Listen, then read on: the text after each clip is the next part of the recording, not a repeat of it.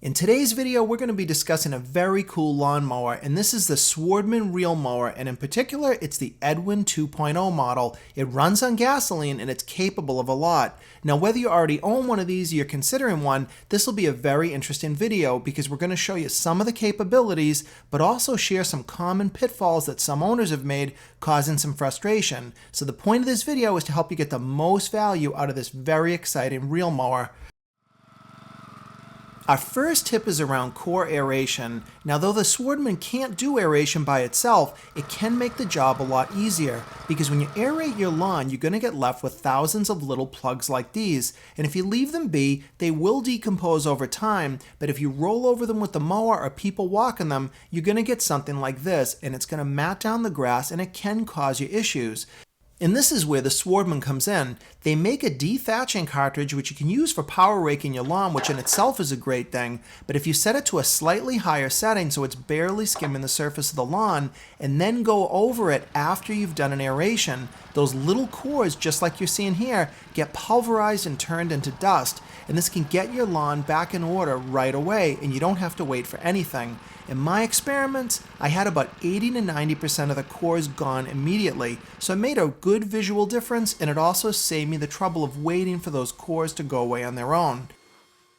Having a sharp reel ensures that you're going to always get a great cut, and to check this on the Swardman is very easy. Now, I like to begin by removing the spark plug boot so there's no way the machine can start, and then I'm going to go and switch the fuel system to the off position using the built-in valve.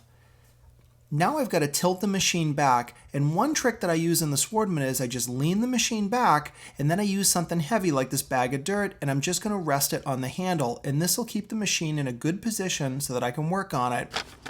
And here we're looking at the bed knife and the reel, and we want to make sure that the sharpness is right. But that's not just a regular piece of paper I'm using, that's a piece of a manila envelope. And the reason you want to do that is it's a little bit thicker than paper. So in my experience, you either want to use a regular piece of paper folded over so that it's twice as thick, or use a piece of paper that's a little bit thicker, and you're going to get a good result. If you make that blade adjustment too tight, the blade's going to wear out sooner and it's going to bind up. You've got these 3 adjustment bolts on the right, left, and the center to make those fine adjustments, but you always want to adjust the reel when it's mounted on the mower. If you set it when it's off the mower, it's going to vary a bit once you tighten it down, so always do the work on the machine. Next tip can save you a lot of frustration, especially if you use attachments on the machine. And what we're looking at here is this control arm that's got 2 springs attached to it, but the one we're interested in is the one in the middle that has the cable attached. And the way it's set up right now is exactly how it should be if you're going to mow the lawn with a reel, because that middle position gives you a little bit of a safety factor, and that allows the reel to kind of free spin in case you hit something like a stick or a rock. If you're using attachments that touch the ground, say a verticutter or a dethatcher, you might notice that you get some slipping and that the attachment isn't spinning hard enough. And what you can do to solve that is just simply use a pair of pliers, take that small spring off the middle position, and you're going to move it to the end position. This will give it just a little bit more force so that those attachments can work perfectly. Now, this isn't required and you can try it without moving it into the position, but for many owners, this simple change makes all the difference when you're using the machine. Just always remember to put it back in the middle position when you decide to put your reel back in and you're doing regular mowing. Another common mistake is checking the oil in the wrong position on the Swardman. Now, you might just think that you're going to unscrew this and check the oil here, but if you do it this way, you're doing it completely wrong. Because right now, if you look at that machine, it's not level at all. In fact, it's tilted back quite a bit in this position. So you need to take a moment to loosen the height adjustment knob and then change the lever so that the entire machine becomes about as level as possible. Now remember, you want the engine level, not just the machine.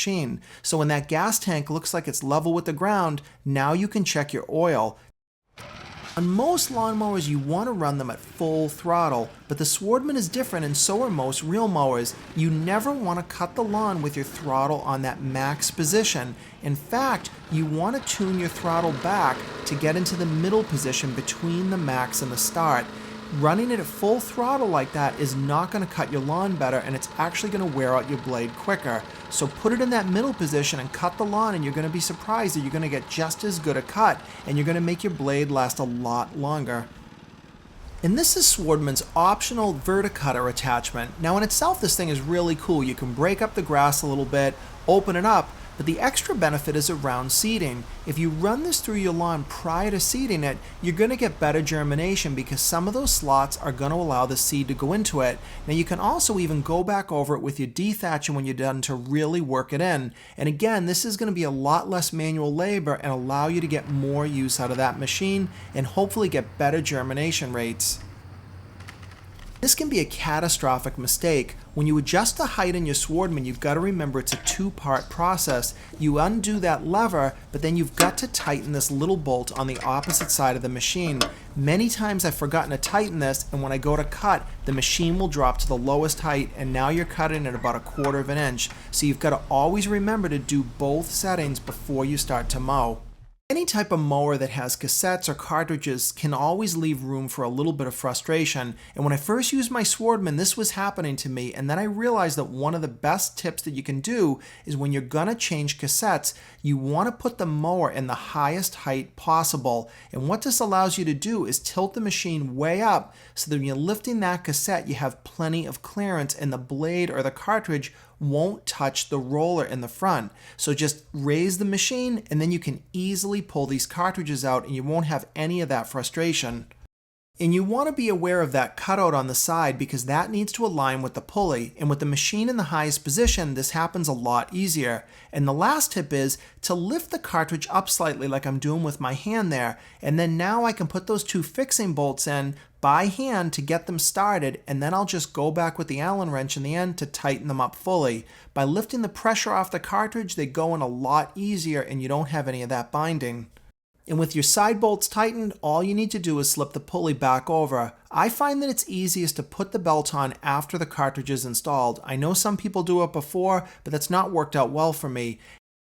So these are what I have found to be the top tips around this Swardman mower, and once I figured these out, things got a lot easier and I just get a lot more satisfaction out of using the machine. So I hope you liked this video, whether you already own one of these or you're just thinking about one, but either way, please give me a thumbs up if you did, comment below if you've got some great tips to share or info, and subscribe for more videos coming up.